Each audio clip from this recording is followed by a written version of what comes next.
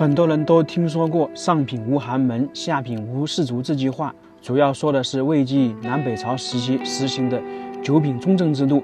只要你出生在上等人家，不管你的才能和品德如何的差，都能顺利做官，甚至说是做大官。但如果你出生在下等人家，实际上说的就是贫穷人家，不管你的才能和品德再好，也没办法做官，除非你去投靠那些上等人家才有可能。但是这里就丧失了独立性，这种情况在古代其实非常普遍。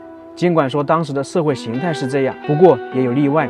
在唐朝初年，就有一位人物打破了这种规则，他就是薛仁贵，一个从草根奋斗成朝堂大将军的案例。说到薛仁贵，大家都非常熟悉，影视剧和演绎都非常多，很大一部分呢是跟时代背景有关，也是让大家努力去奋斗。唐朝是以武立国，其武功远超北宋，但是与北宋相比，唐朝好像没有什么武将世家。比方说北宋有杨家将、曹家将等等，但是唐朝似乎只有一个薛家将。历史上的薛家将非常显赫，其经历比北宋的更加传奇。他有过救皇帝，后面又起兵反唐，最后又被唐朝分王，家族繁盛了200多年。这个薛家的开创者就是薛仁贵。在如今山西河津市东5公里的一个村落，还有薛仁贵的故居，也就是韩窑。曾经有历史学家这样说过：诸葛亮的茅庐，杜甫的草堂，薛仁贵的韩窑，是我国历史上不可多得的山韩历史文化。今天我们就来这个千年古村落探寻一下薛仁贵生活的地方。之前查资料说，薛仁贵当年居住的窑洞到现在仍然完好无缺。黄土高原上的窑洞我们看了很多，有传统的，有现代经过升级的。那么等一下我们就能够看到1300年的窑洞到底是什么样子，看看能不能找到薛仁贵生活的痕迹。这边是薛仁贵故里景区的广场，看起来之前好像还开发过，不过现在看起来有点萧条。薛仁贵是唐朝初年名将，说他家里非常贫穷，其实他祖上还是官员，只不过后期家道没落，从而变成了贫穷人家。他小时候在地主家里做事，勤劳肯干，爱学习，后面被地主女儿看中，两人结为夫妻。当然这个是带点私奔的性质。后面在唐朝末年，也就是30岁的时候去从军，当时是在攻打高丽，立下了赫赫战功，受到李世民的喜欢，一路提拔，从此开始了征战数年的时间，最终打败了很多唐朝的敌人，特别是降服高丽，可谓是功勋卓著，留下了很多典故。比方说三箭定天山、神勇收辽东、脱帽退万人敌等等的故事。最后荣任大将军，在70岁的时候去世。他住的窑洞在那个山上面，走上去看看。在薛仁贵将军雕像旁边还有8个人，那这些算是跟薛仁贵一起奋斗创业成功的。作为一个大将军，肯定也是有心腹手下，有将领，他们8个人就是薛仁贵韩窑。这个韩窑是在一个山坡上面，从这里走上去，杂草也是丛生，感觉是比较荒凉。现在感觉这里没多少人居住，可能都搬走了。在之前这些地方都是有窑洞，都是有人居住的。上面的那个窑洞，听说还有一位70岁的老人在这里守护了几十年。像地上这些黄土被人走得多了，都很硬了。这里还是台阶，这是那位老人专门修的，给大家参观的道路。因为这个黄泥土经常有水冲刷的话，就有一点崎岖不平，他整理了一下，大家来参观的话就方便一点。这些建筑看起来都像荒废了很久，估计有20年左右。是不是之前为了开发这里建造了一些庙宇或者是附属建筑？因为从下面到上面都是并排建造的，看看这个柱子可以说是锈迹斑斑一样。在其中一个大殿里面供奉着一个雕塑，这个就是薛丁山，被说成是薛仁贵的儿子，这是演义当中的，特别是他与樊梨发的故事家喻户晓。但是真正的薛仁贵的儿子是另外一个名字，这就是因为演绎嘛，要根据实际情况来细说一下。去窑洞看一下，在这个寒窑旁边还有一位老人在这里守护，他向我们介绍，他今年差不多70岁，在这里守护了50-60年，因为他也是在附近出生长大的，最后呢就在这里守护这个寒窑。他也简单向我们介绍了一下这个寒窑的故事。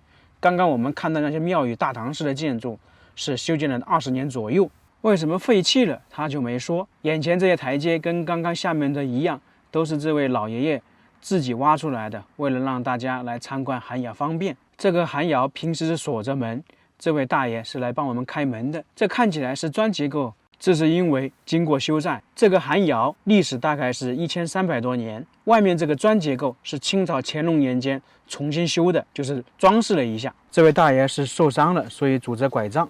这块碑上面写的就是大清乾隆6年修缮了这个窑洞。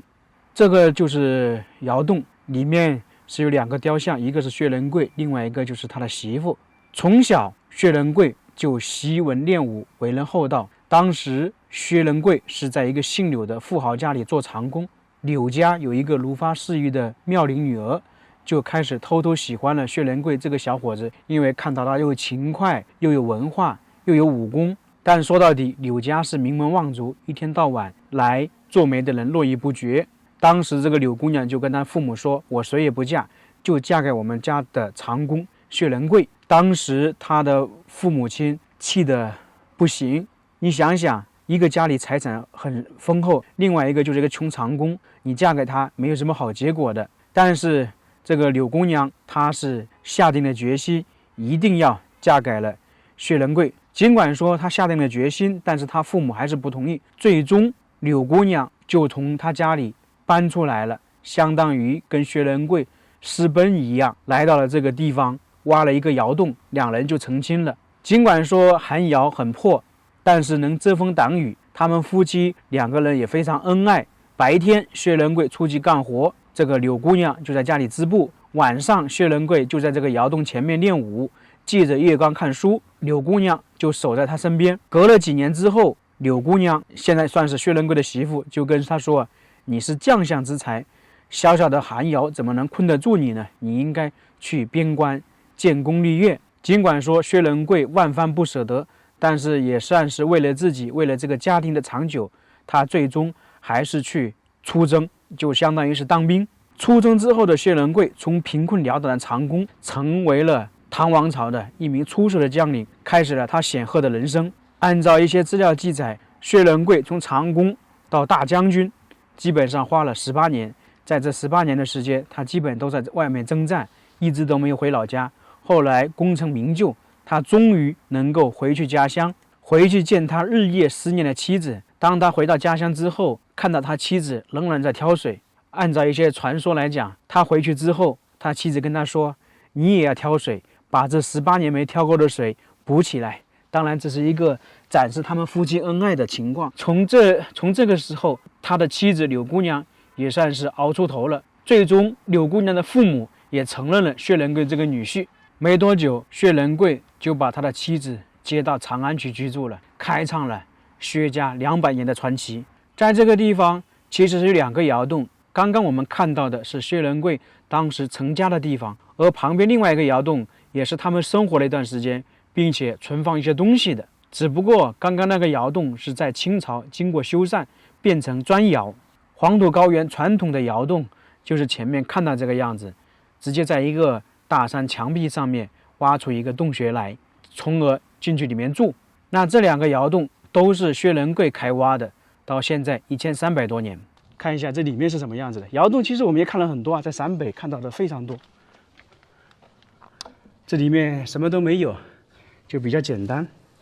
但是呢，薛仁贵在这边生活，因为一个是卧室，就是在那边成家，然后这边可能是放杂物弄这些的。薛仁贵在这边没住多久，主要是他那个媳妇啊，他老婆在这里住了时间长，整整18年，在这里结婚养小孩。后面薛仁贵出人头地，当上将军回来了。这个看影视剧大家也看过。最后呢，把他媳妇接到长安去了。尽管说薛仁贵的故事经过演绎，但是他们夫妻间的这种爱情还是很让人向往的。这就是薛仁贵和他妻子与寒窑的故事。看完大家有没有羡慕到？作为我来讲，我还是挺羡慕的。